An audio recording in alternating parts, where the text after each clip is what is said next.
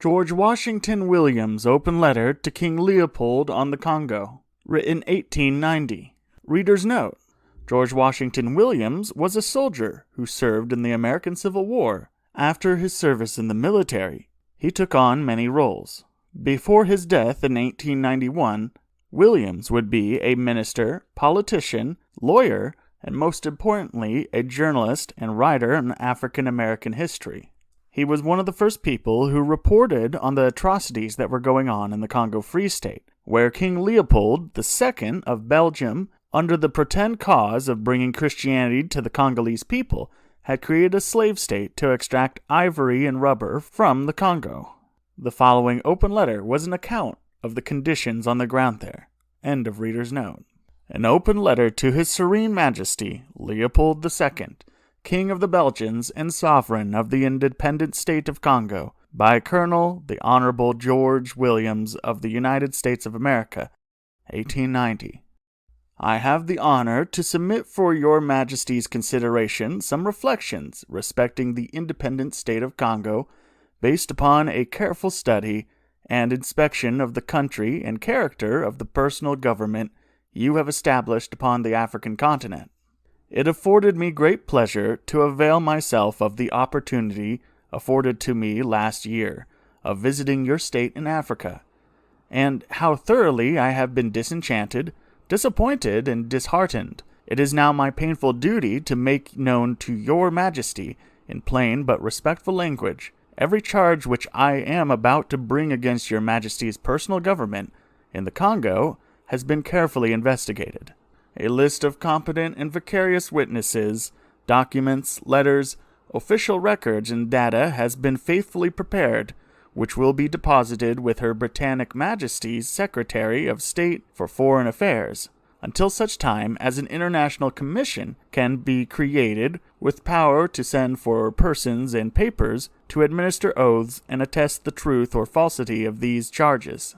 There were instances in which Mr. Henry M. Stanley sent one white man with 4 or 5 Zanzibar soldiers to make treaties with native chiefs. The staple argument was that the white man's heart had grown sick of the wars and rumors of war between one chief and another, between one village and another, that the white man was at peace with his black brother and desired to confederate all African tribes for the general defense and public welfare.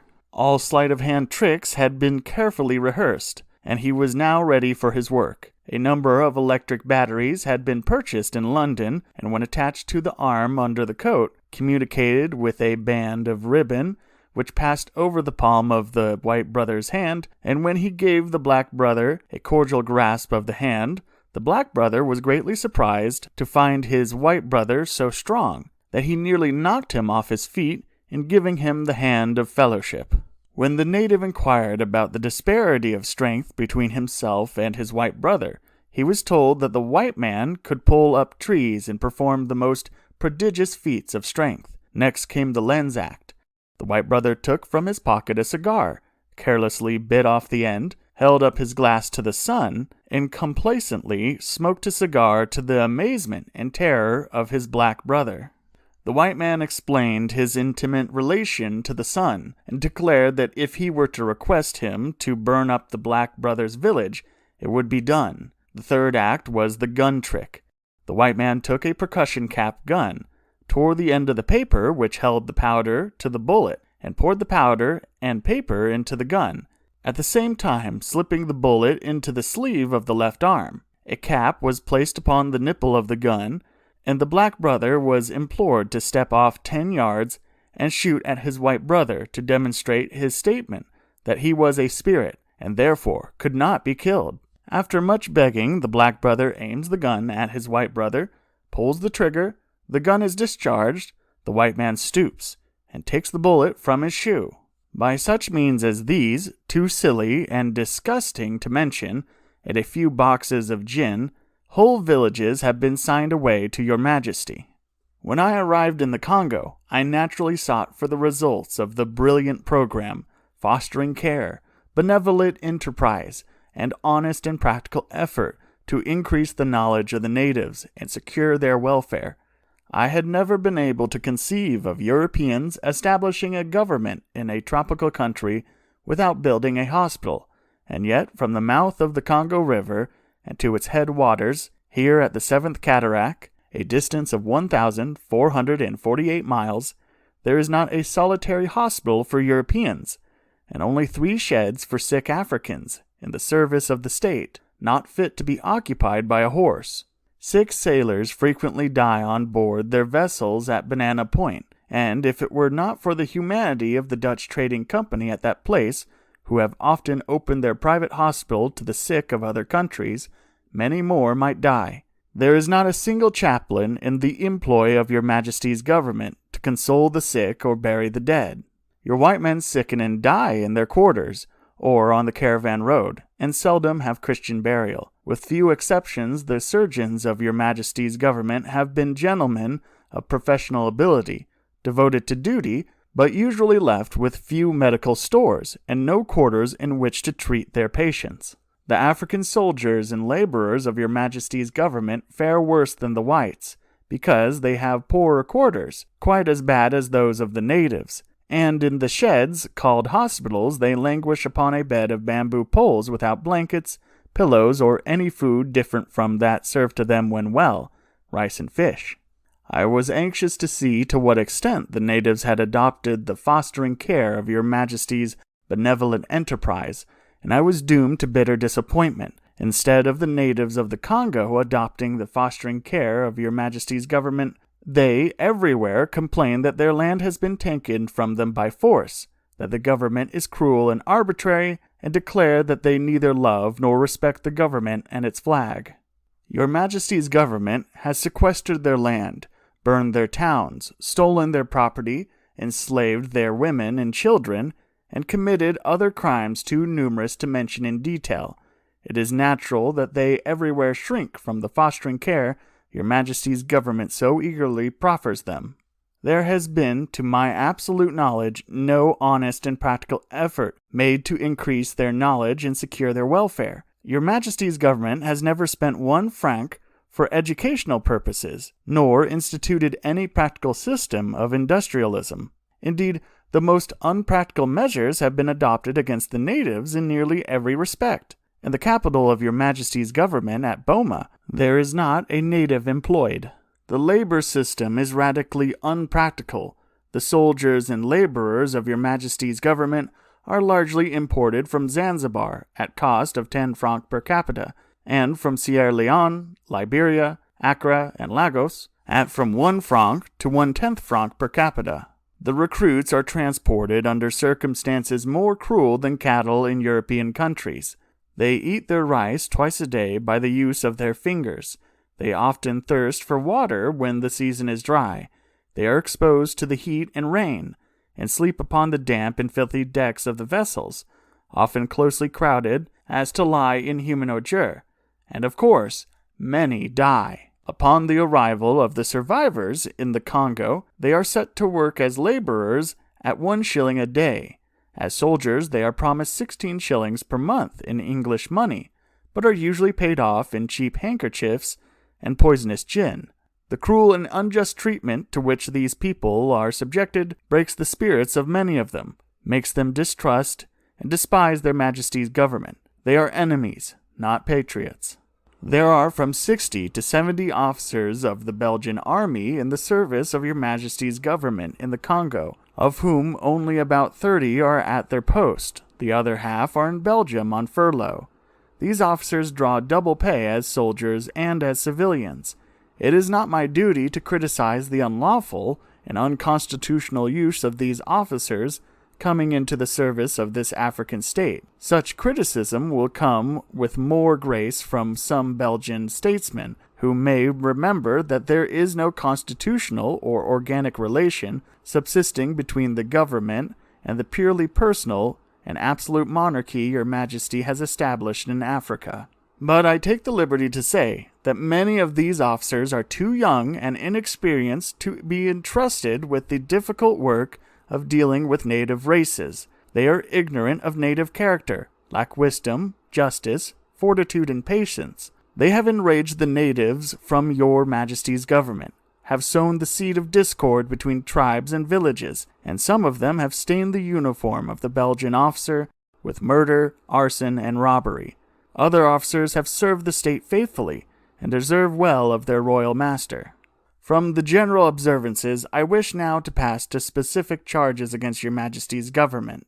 First, Your Majesty's government is deficient in the moral, military, and financial strength necessary to govern a territory of 1,508,000 square miles, 7,251 miles of navigation, and 31,694 square miles of lake surface.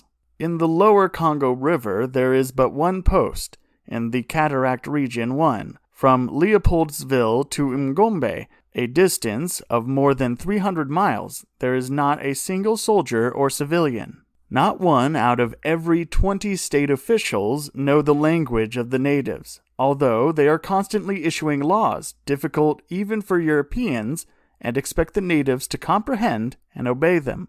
Cruelties of the most astounding character are practiced by the natives, such as burying slaves alive in the grave of a dead chief, cutting off the heads of captured warriors in native combats, and no effort is put forth by Your Majesty's government to prevent them. Between 800 and 1,000 slaves are sold to be eaten by the natives of the Congo state annually. The slave raids accomplished by the most cruel and murderous agencies are carried on within the territory limits of Your Majesty's government, which is impotent. There are only 2,300 soldiers in the Congo.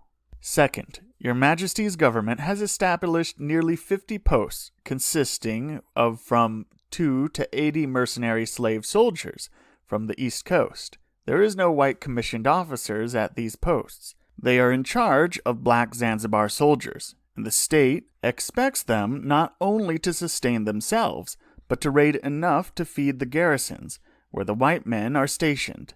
These piratical, buccaneering posts compel the natives to furnish them with fish, goats, fowls, and vegetables at the mouths of their muskets. And whenever the natives refuse to feed these vampires, they report to the main station, and white officers come with an expeditionary force and burn away the homes of the natives. These black soldiers, many of whom are slaves, exercise the power of life and death. They are ignorant and cruel, because they do not comprehend the natives. They are imposed upon them by the state. They make no report as to the number of robberies they commit, or the number of lives they take. They are only required to subsist upon the natives, and thus relieve Your Majesty's government of the cost of feeding them. They are the greatest curse the country suffers now. Third, Your Majesty's government is guilty of violating its contracts made with soldiers, mechanics, and workmen, many of whom are subjects of other governments. Their letters never reach home. Fourth, the courts of Your Majesty's government are abortive, unjust, partial, and delinquent. I have personally witnessed and examined their clumsy operations. The law printed and circulated in Europe for the protection of the blacks in the Congo are a dead letter and a fraud. I have heard an officer of the Belgian army pleading the cause of a white man of low degree who had been guilty of beating and stabbing a black man, and urging race distinctions and prejudices as good and sufficient reasons why his client should be adjudged innocent. I know of prisoners remaining in custody for 6 and 10 months because they were not judged. I saw the white servant of the Governor-General, Camille Jansen, detected in stealing a bottle of wine from a hotel table. A few hours later, the Procureur-General searched his room and found many more stolen bottles of wine and other things, not the property of servants. No one can be prosecuted in the state of Congo without an order of the Governor-General, and as he refused to allow his servant to be arrested, nothing could be done. The black servants in the hotel, where the wine had been stolen, had been often accused and beaten for these thefts, and now they were glad to be vindicated. But the surprise of every honest man, the thief was sheltered by the Governor-General of Your Majesty's government. Fifth, Your Majesty's government is excessively cruel to its prisoners, condemning them for the slightest offenses to the chain gang, the like of which cannot be seen in any other government in the civilized or uncivilized world. Often the ox chains eat into the necks of the prisoners and produce sores about which the flies circle, aggravating the running wound. So the prisoner is constantly worried. These poor creatures are frequently beaten with a dried piece of hippopotamus skin called a chicote, and usually the blood flows at every stroke when well laid on.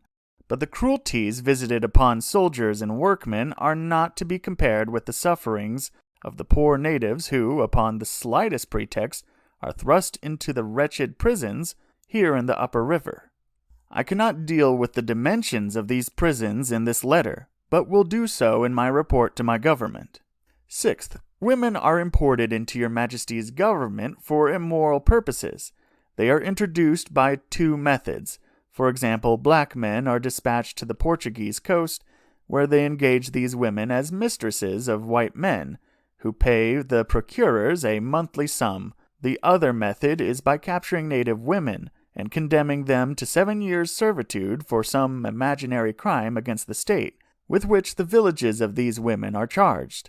The state then hires these women out to the highest bidder, the officers having the first choice, and then the men. Whenever children are born of such relations, the state maintains that the women being its property, the children belongs to it also. Not long ago, a Belgian trader had a child by a slave woman of the state, and he tried to secure possession of it that he might educate it. But the chief of the station where he resided refused to be moved by his entreaties.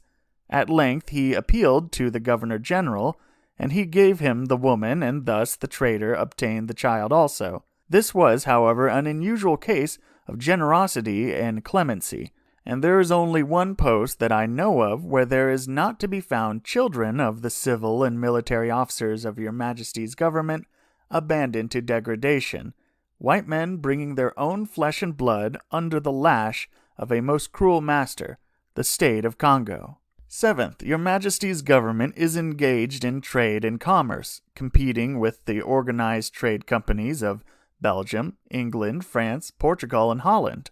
It taxes all trading companies and exempts its own goods from export duty, and makes many of its officers ivory traders, with the promise of a liberal commission upon all they can buy or get for the state. State soldiers patrol many villages, forbidding the natives to trade with any person but a state official, and when the natives refuse to accept the price of the state, their goods are seized by the government that promised them protection. When natives have persisted in trading with the trade companies, the state has punished their independence by burning the villages in the vicinity of the trading houses and driving the natives away. 8. Your Majesty's government has violated the General Act of the Conference of Berlin by firing upon native canoes, by confiscating the property of natives, by intimidating native traders and preventing them from trading with white trading companies, by quartering troops in native villages when there is no war, by causing vessels bound from Stanley Pool to Stanley Falls to break their journey and leave the Congo, ascend the Aruwimi River to Basako to be visited and shown their papers, by forbidding a mission steamer to fly its national flag without permission from a local government, by permitting the natives to carry on their slave trade, and by engaging in the wholesale and retail slave trade itself. 9th, your Majesty's government has been and is now guilty of waging unjust and cruel wars against natives, with the hope of securing slaves and women to minister to the behest of the officers of your government. In such slave-hunting raids, one village is armed by the state against the other, and the force thus secured is incorporated with the regular troops. I have no adequate terms with which to depict to your Majesty the brutal acts of your soldiers upon such raids as these. The soldiers who open the combat are usually the bloodthirsty cannibalistic Bengalis, who give no quarter to the aged grandmother or nursing child at the breast of its mother. There are instances in which they have brought the heads of their victims to their white officers on the expeditionary steamers, and afterwards eaten the bodies of slain children.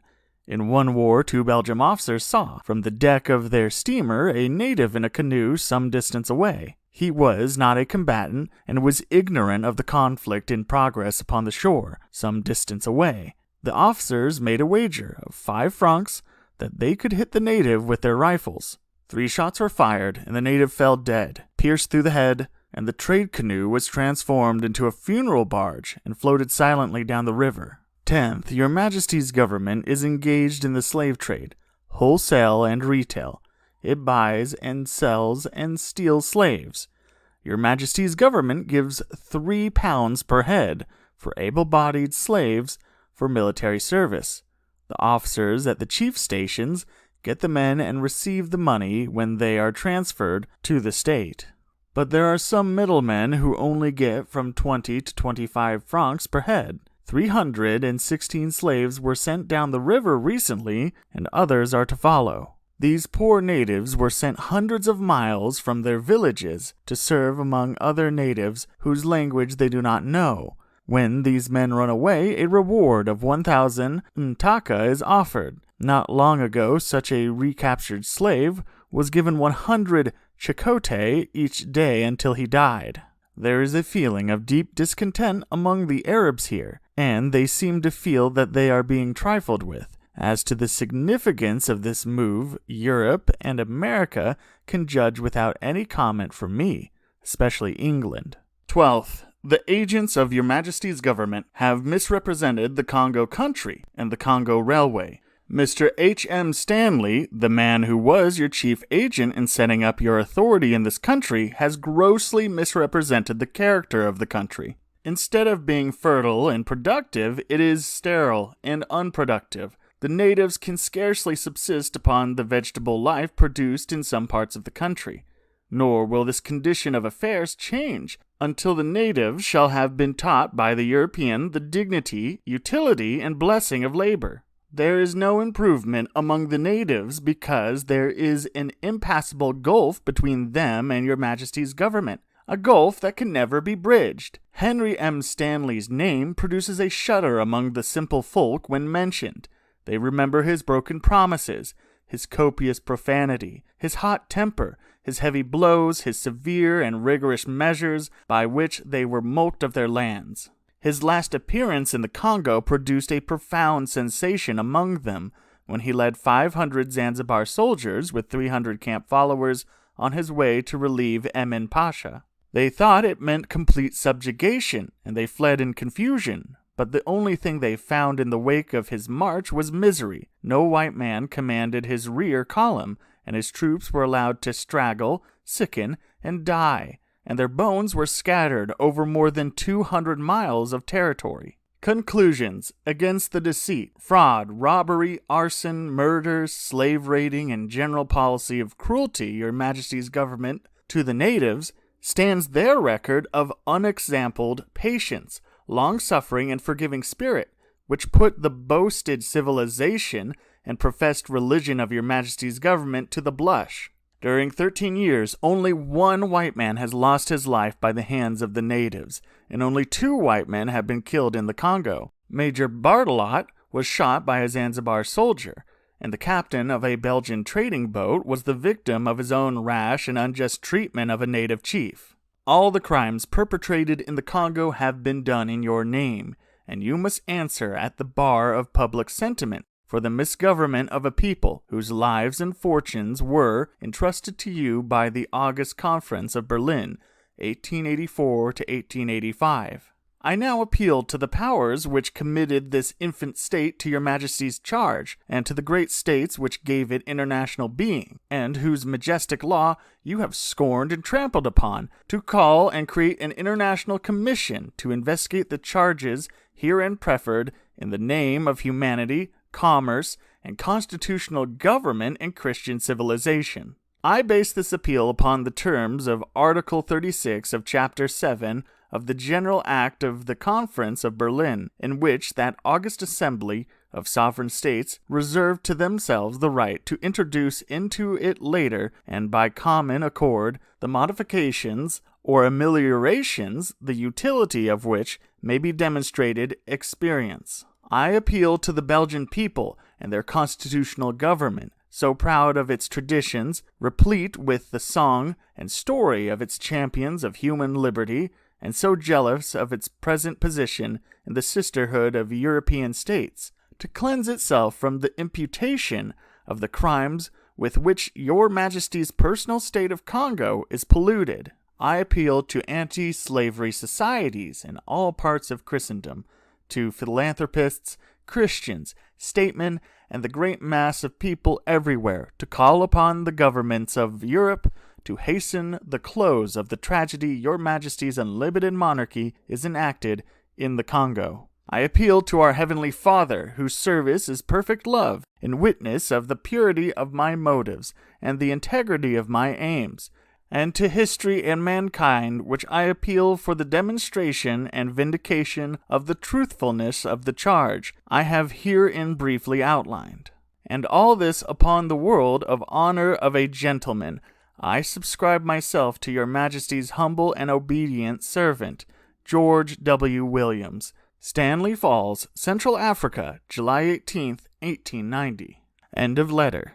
Reader's note. Well, that was all fucked up. If any of you are interested in learning more about the atrocities that were committed under the Congo Free State, consider reading Red Rubber by E.D. Morel. Morel takes a full book to go into more detail about the profit-driven genocide of the Congolese people. The book itself, which does reference Washington Williams' letter, helped greatly in popularizing the issue to Europeans, who eventually, through public outrage, was able to get the state handed over to the Belgian government rather to the personal control of the king. That being said, even though the Congo has been independent from Belgium for some time, they have still had a storied and violent past that affects them to this day. If you enjoy other historical readings, please subscribe. Also, I put a bunch of Steam keys in the video. You can go find them. Next week, I will be talking about your car's extended warranty.